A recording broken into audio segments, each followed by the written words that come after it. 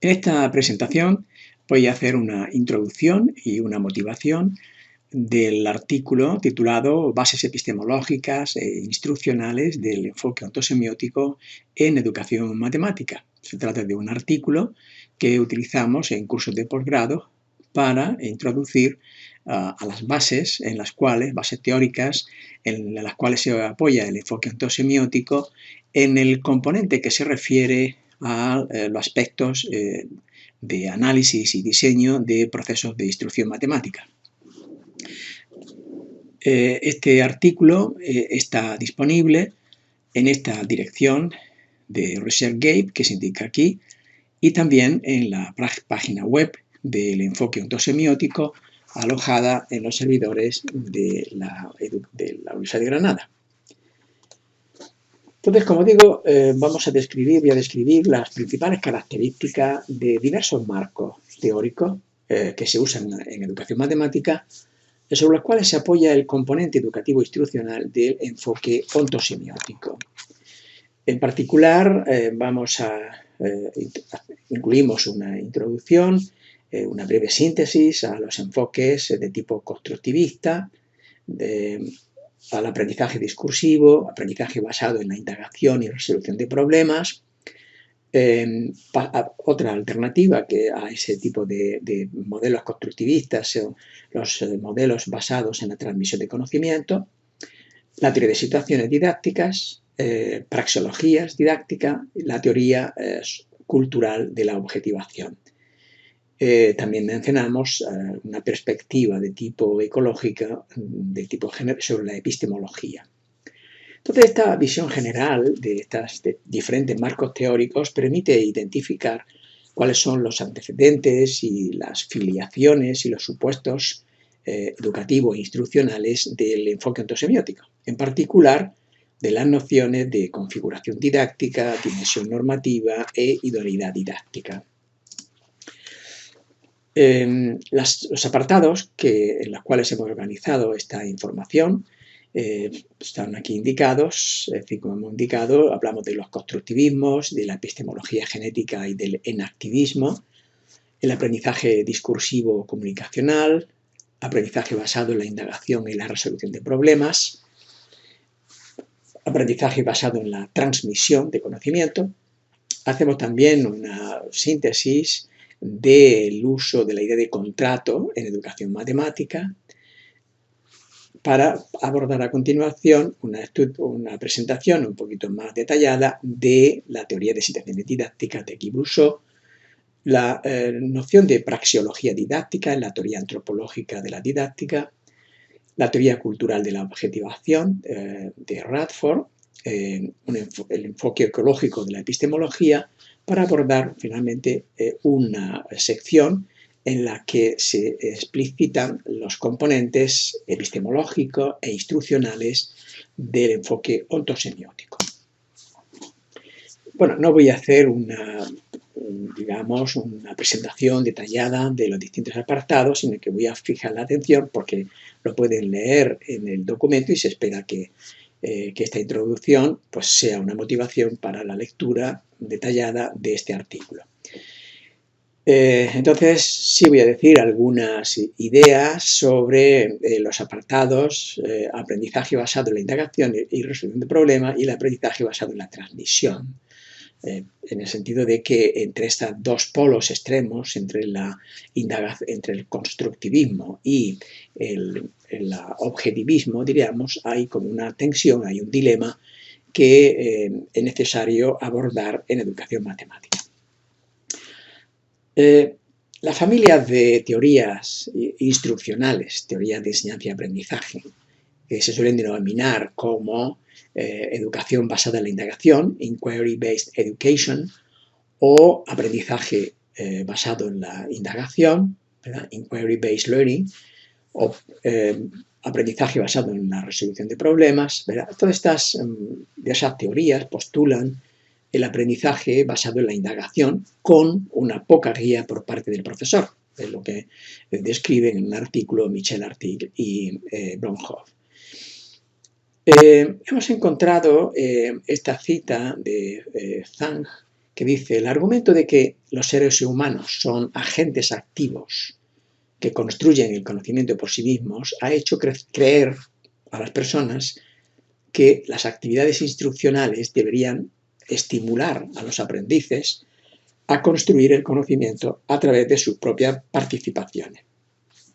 Esta visión constructivista juega un papel importante en la enseñanza y aprendizaje de la ciencia y se ha convertido en un paradigma de enseñanza dominante, no solamente en educación matemática, sino también en educación en ciencias experimentales. Esta referencia que ponemos aquí de Zahn proviene del campo de la didáctica de las ciencias experimentales.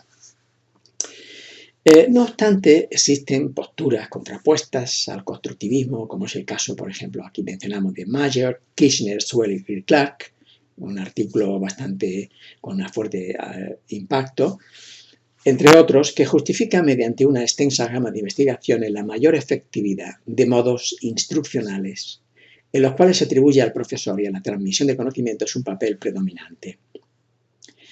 Y es que el debate entre la enseñanza directa, ligada a posiciones objetivistas sobre el conocimiento matemático y científico en general, que defienden un papel central del profesor para guiar el aprendizaje, y la enseñanza mínimamente guiada, usualmente referida al modelo de enseñanza de tipo constructivista, no está claramente resuelto en la literatura de investigación. O sea, como digo, hay ese dilema, esa tensión entre modelos más transmisivos y modelos constructivistas.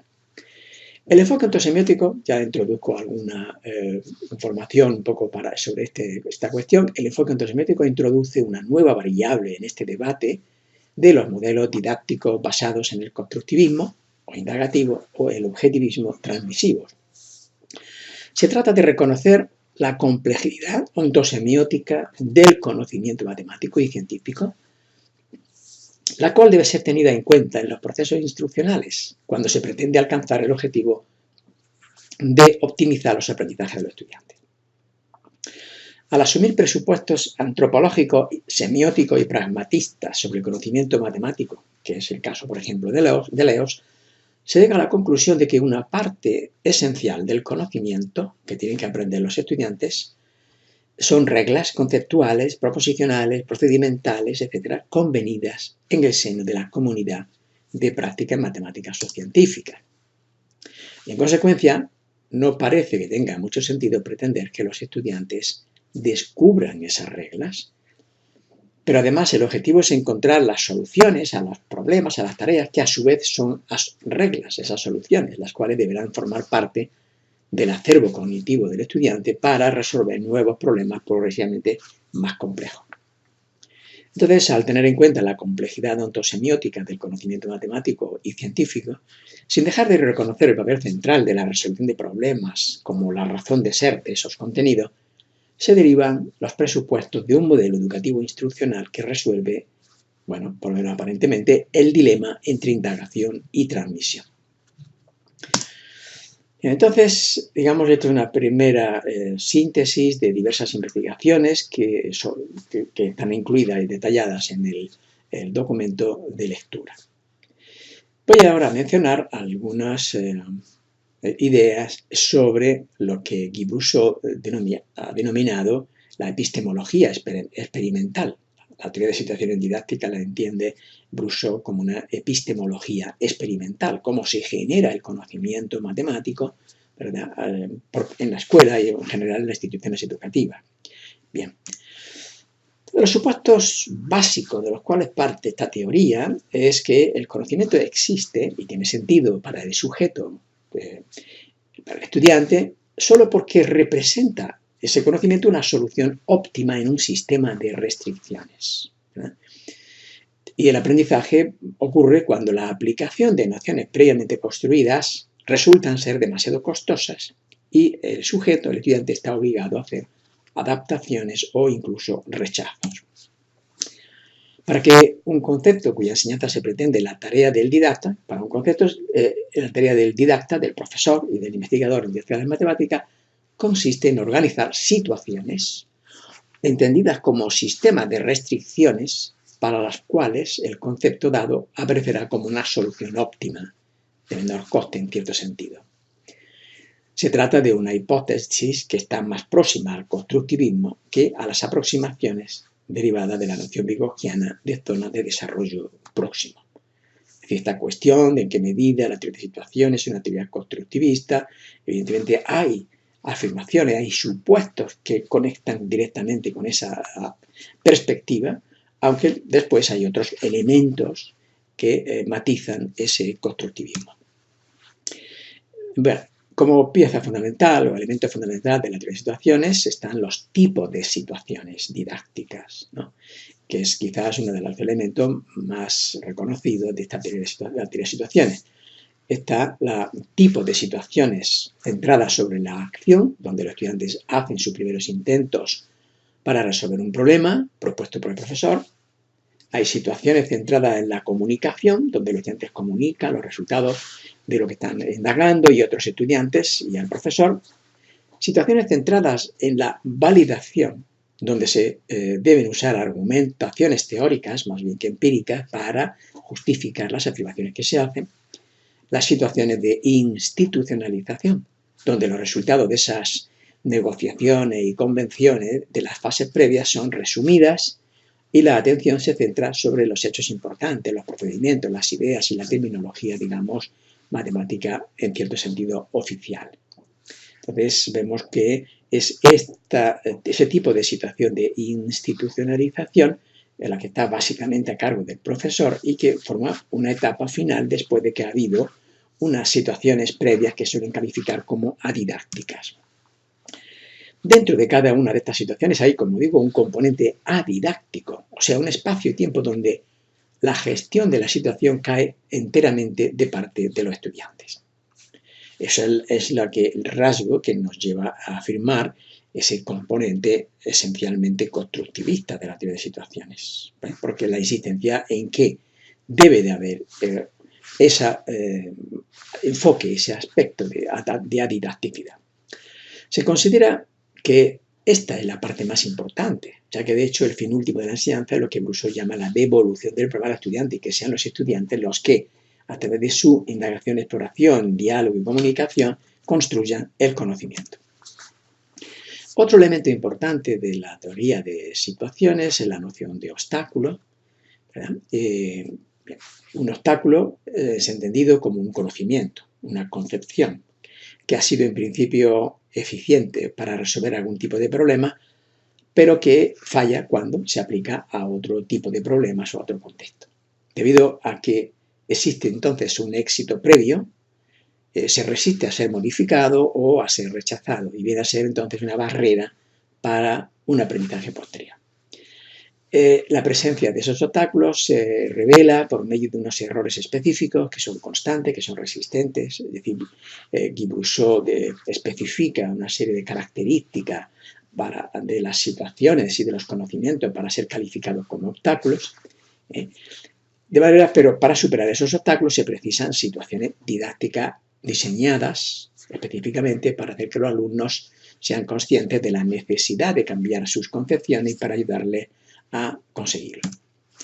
Otra noción importante dentro de este modelo teórico de la teoría de situaciones es la noción de contrato didáctico, que en la teoría de situaciones es propio, consustancial con el objetivo del aprendizaje autónomo del alumno, enfrentado a un medio adidáctico. ¿Veis?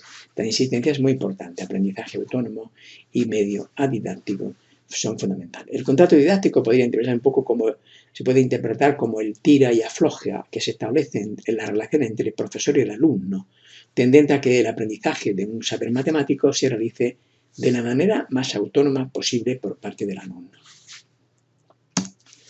Brousseau entonces establece un programa de investigación para la didáctica de las matemáticas que implica hacer estudios de tipo epistemológico, del origen de los conocimientos, de diseño de situaciones didácticas. Es una teoría muy centrada en la práctica, de manera que los resultados de las investigaciones están muy focalizados en la realidad de la educativa. La experimentación de esas situaciones, la comparación del diseño con los procesos que tienen lugar efectivamente en el aula, la revisión de esos estudios epistemológicos y del diseño, y el estudio de las condiciones de la reproductibilidad, en qué medida esas situaciones que provienen se elaboran en el contexto de la investigación son reproducibles en otros contextos.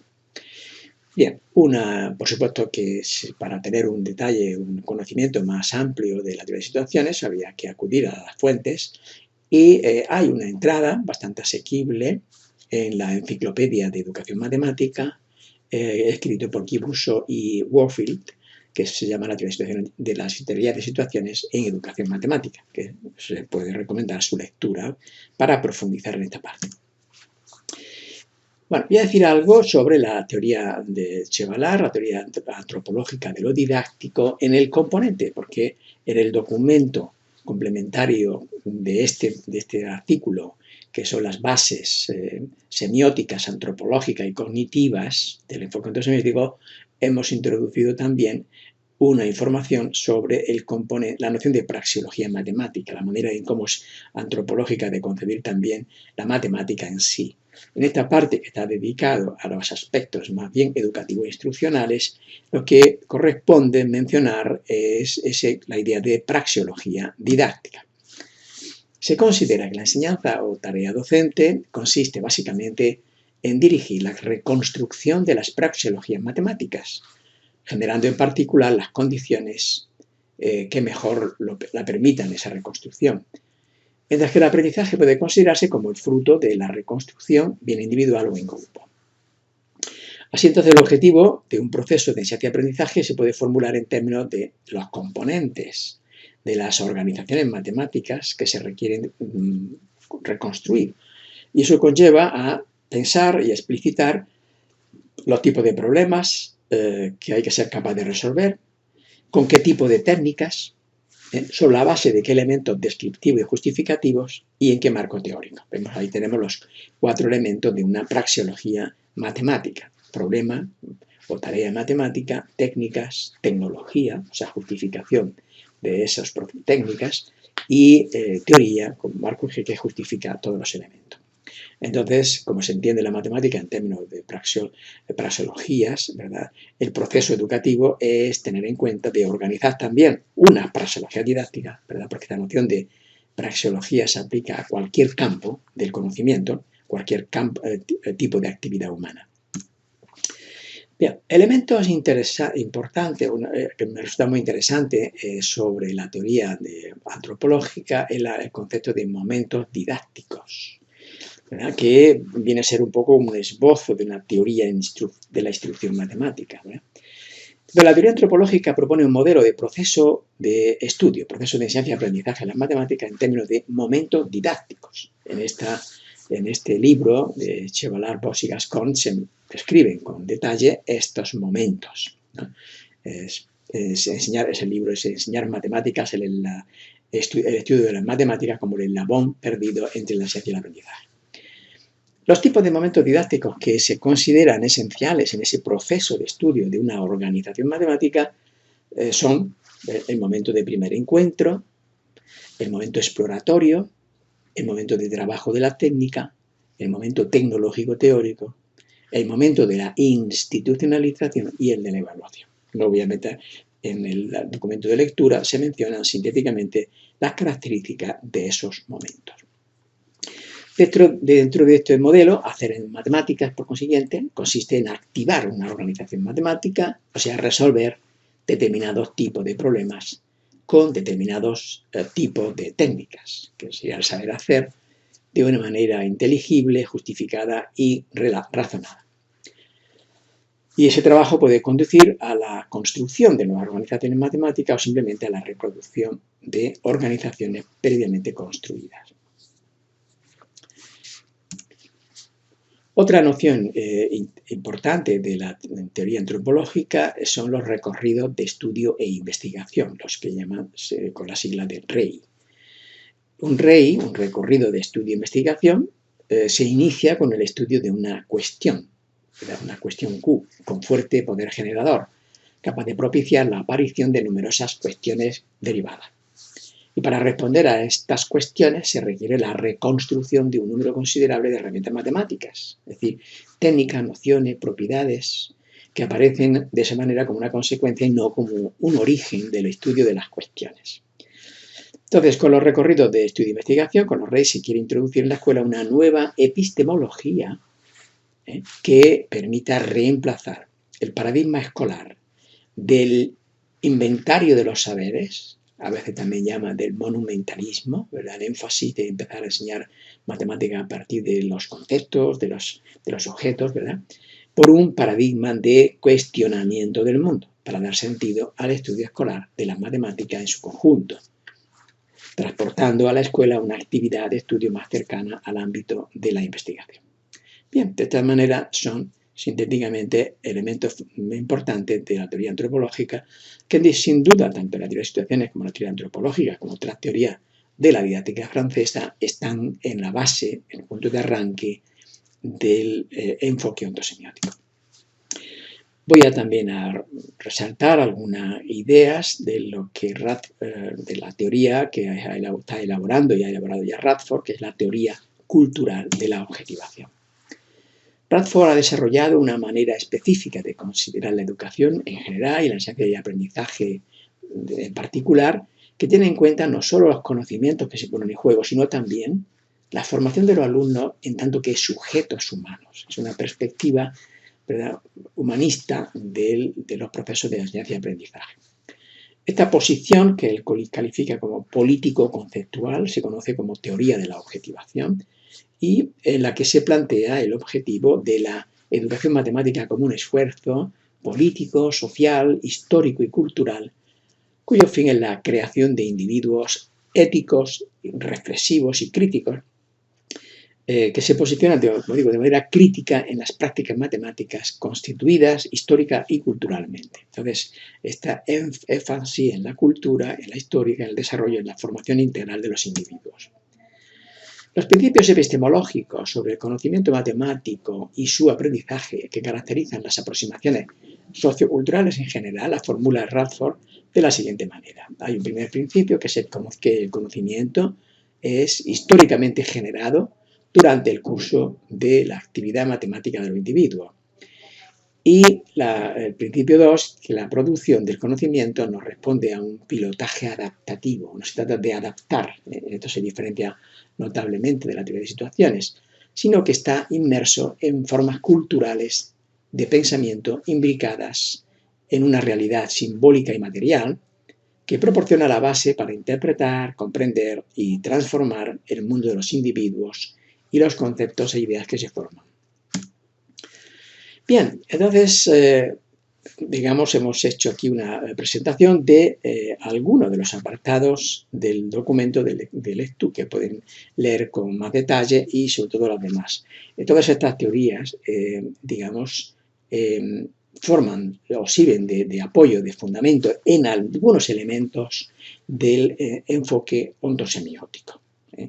En otros momentos hemos insistido en que el enfoque ontosemiótico es un marco teórico modular con distintos elementos porque se tienen en cuenta diferentes problemas relacionados con la enseñanza y aprendizaje de la matemática e inclusivo, de tal manera que es fácil, digamos, rastrear cuáles teoría, qué elementos, qué supuestos, qué principios de otras teorías están siendo incorporadas en este sistema modular que es el enfoque ontosemiótico. Bien, entonces hay un trabajo reciente, una publicación reciente del año 2019, For the Area of Mathematics, donde hemos hecho una reformulación de cuáles son los problemas que se abordan con el enfoque ontosemiótico, cuáles son sus supuestos y qué herramientas principales. Voy a seguir en esta presentación un poco ese trabajo. Entonces, un punto, o sea, nosotros decimos, bueno, ¿de qué se ocupa el marco teórico del enfoque ontosemiótico? Bueno, pues hay, primero, en esta parte, un problema educativo instruccional. Es decir, en el documento que comentaba, que es complementario de las bases semióticas, antropológicas y cognitivas del enfoque ontosemiótico, mencionábamos cuál era el problema ontológico, semiótico, cognitivo, ¿verdad?, del enfoque ontosemiótico. Aquí vamos a focalizarnos en cuál es el problema propiamente educativo e instruccional. definitiva, se puede formular, lo formulamos en estos términos, ¿no? ¿Qué es la enseñanza? ¿De qué se ocupa? ¿Qué es el aprendizaje? ¿Cómo se relacionan la enseñanza y el aprendizaje? Y más concretamente, ¿qué tipo de interacciones didácticas entre las personas, entre los conocimientos y los recursos se deberían implementar en los procesos instruccionales de modo que permitan optimizar los aprendizajes matemáticos?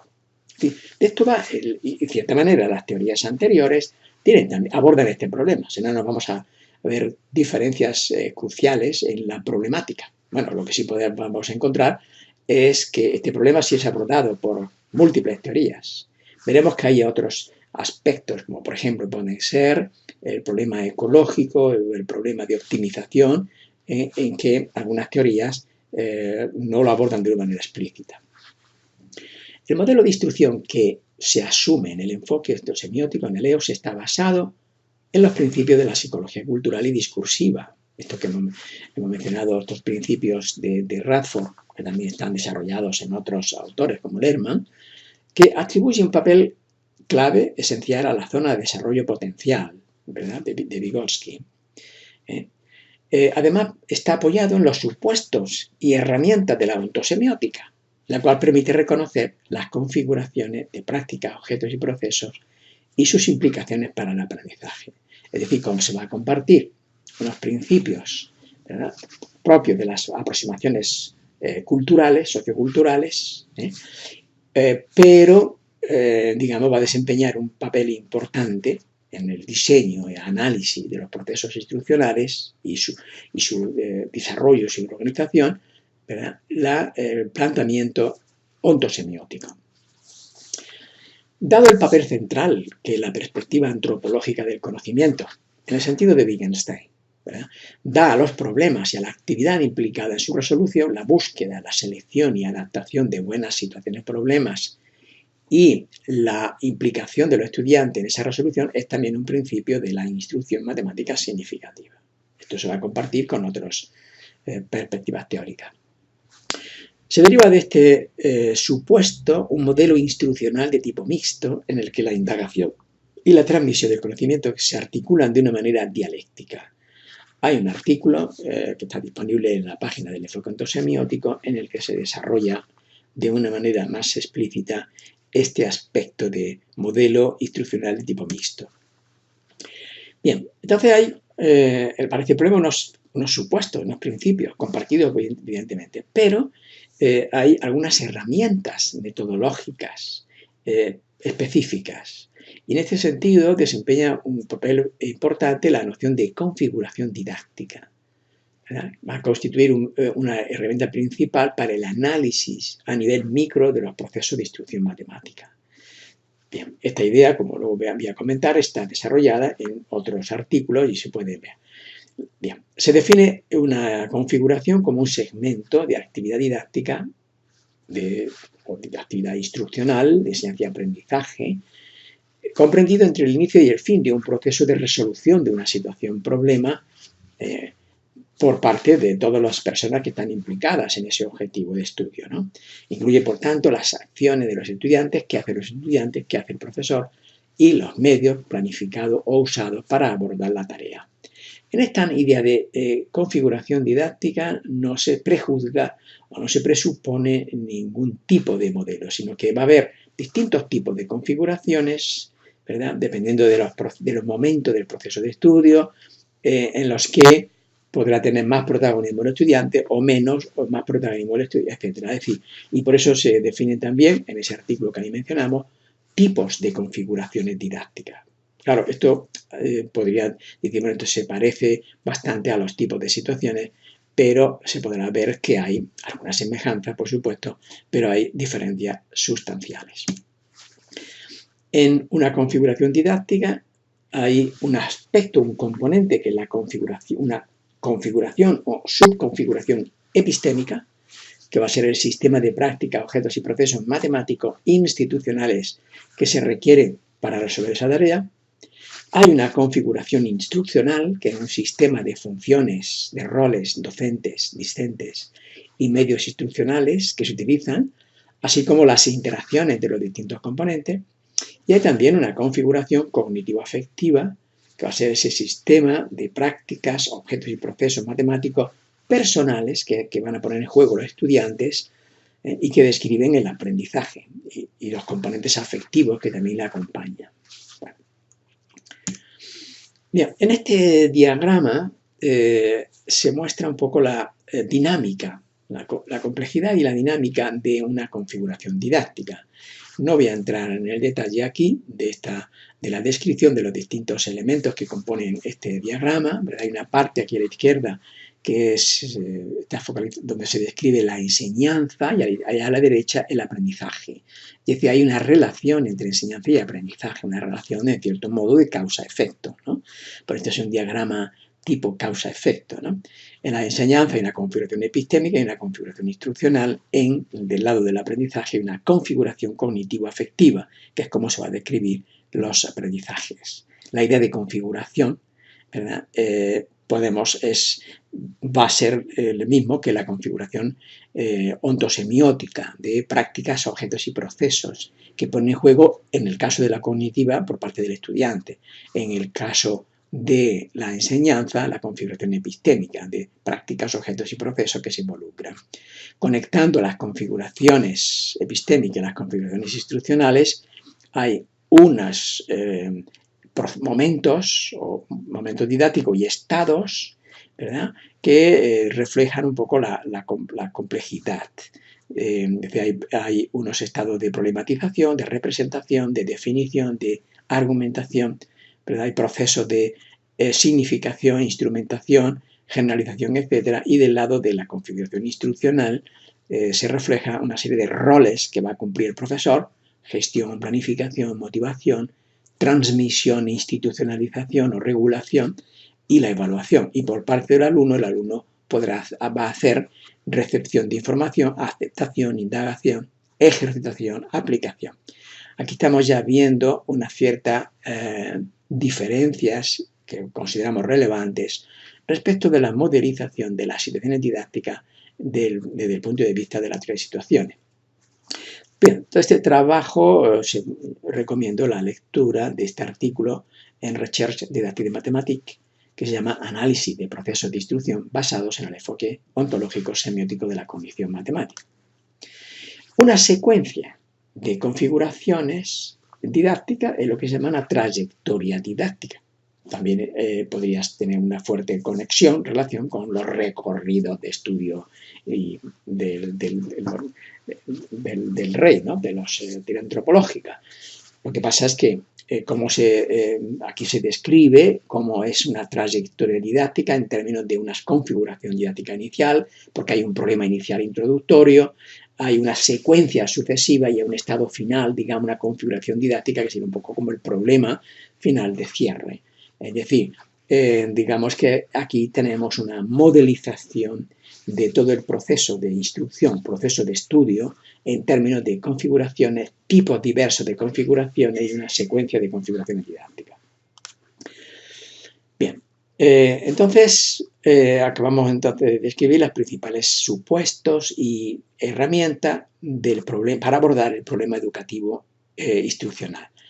Pero también forma parte de esta problemática educativa el problema que llamamos ecológico, que es indagar sobre los factores que condicionan y soportan el desarrollo de los procesos instruccionales.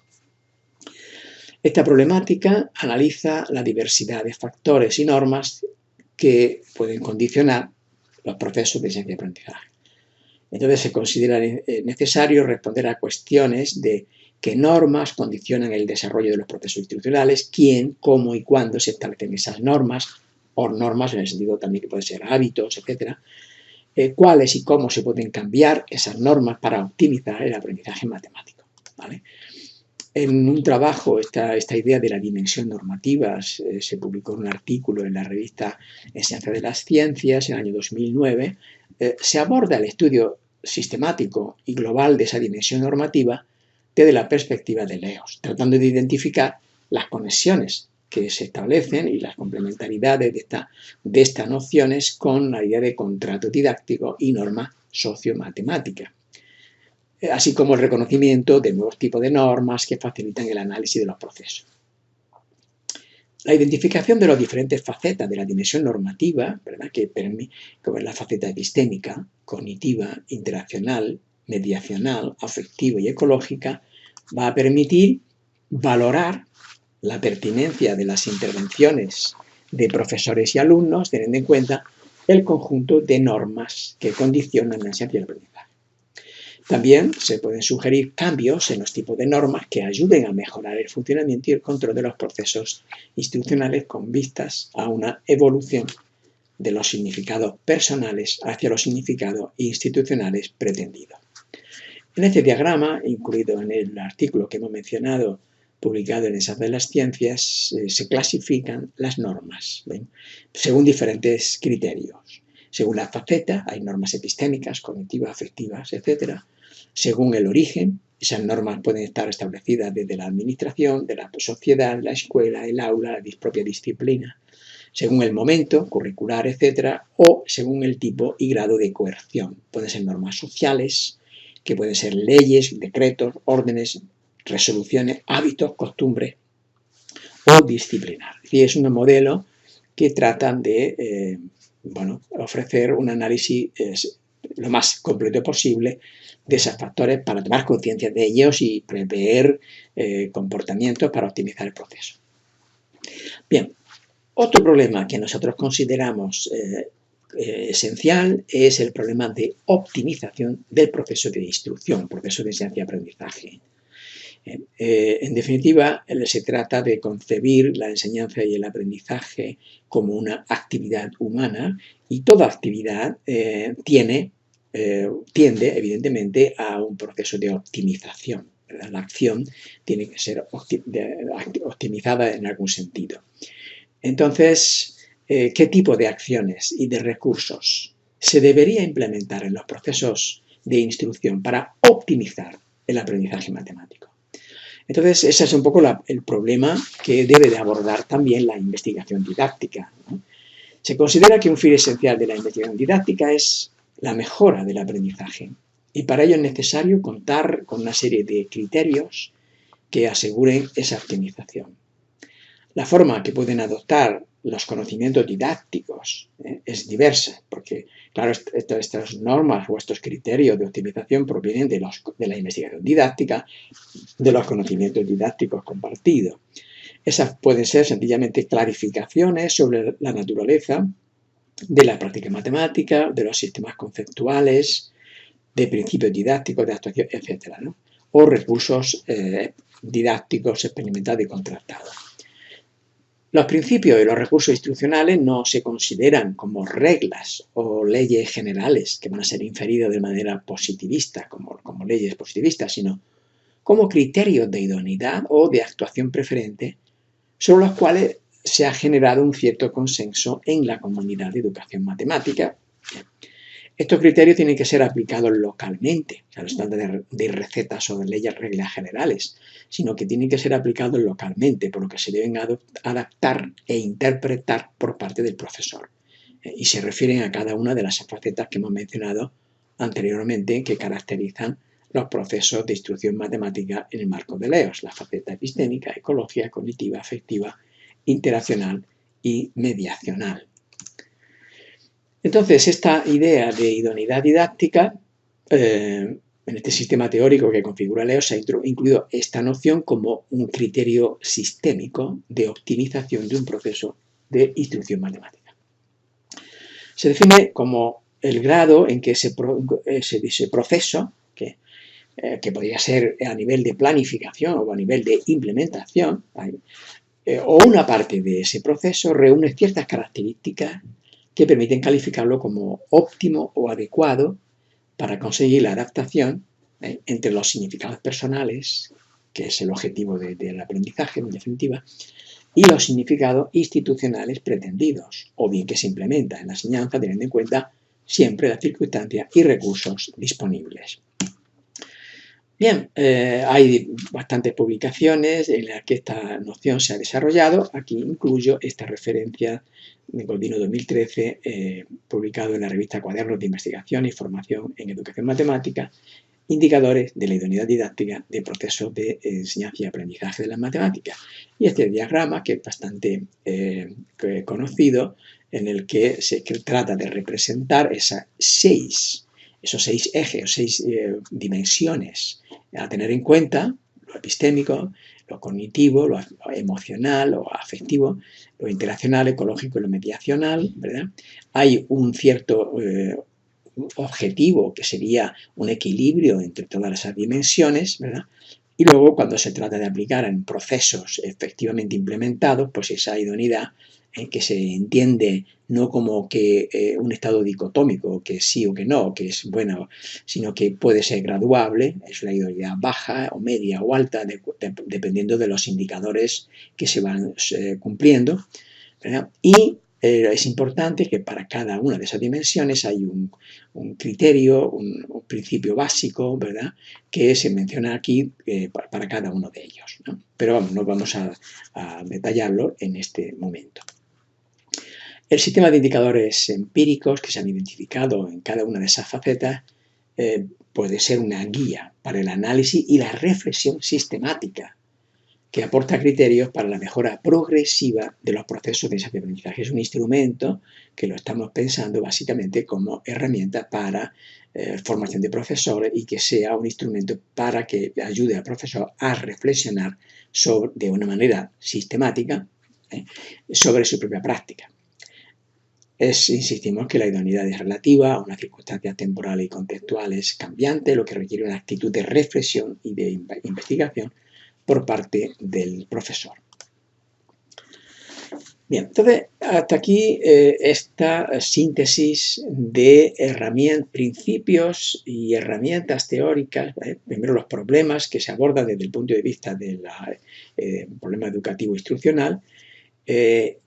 Habría que hacer con más detalle un poco cuál es la filiación de estos principios y de estas herramientas con otros marcos teóricos. Y realmente siempre ha sido una preocupación del enfoque semiótico el tratar de indagar y de explorar esa articulación con otras teorías.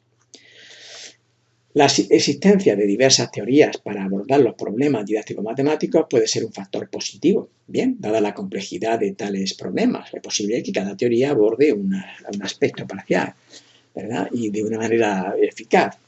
No obstante, si cada teoría aborda un aspecto parcial de esos problemas con lenguaje y supuestos distintos, se pueden obtener resultados dispares o incluso contradictorios que pueden dificultar el progreso de la disciplina. Entonces, pareciera necesario tratar de comparar, coordinar e integrar dichas teorías en un marco que incluya las herramientas necesarias y suficientes, siempre respetando un principio fundamental de parsimonia, de reducción metodológica.